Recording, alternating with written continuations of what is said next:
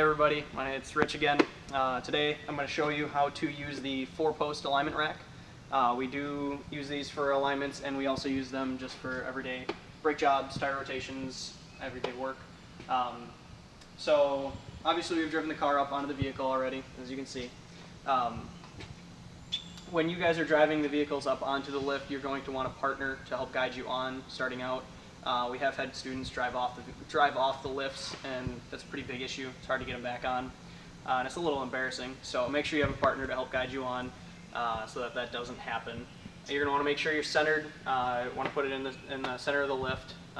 Make sure that one wheel is not hanging off, or you're way off to one side, because it'll throw it off when you if you use the rolling bridges underneath, which I'll show you in a little bit. So these are the main controls of this lift. Obviously it's 4-post because it's got 4 posts. Right here we have our raise button, we have our lock release, and we have our lowering lever, right?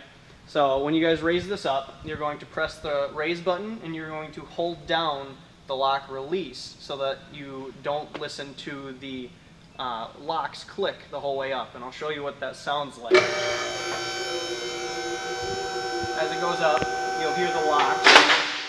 Pretty loud and annoying to listen to. So for your ease of listening and everybody else's in the shop, just hold down the release as it goes up. We'll go ahead and raise it up far enough that we'll be able to get underneath and show you guys the rolling bridges.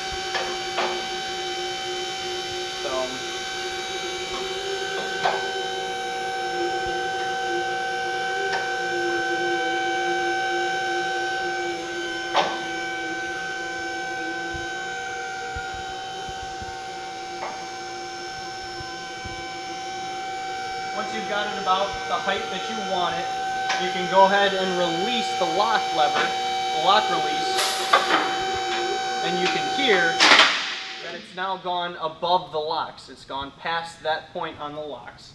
And once you know that it's done that, you can just watch the lift, make sure that it comes down equally, and one of the locks didn't catch by chance.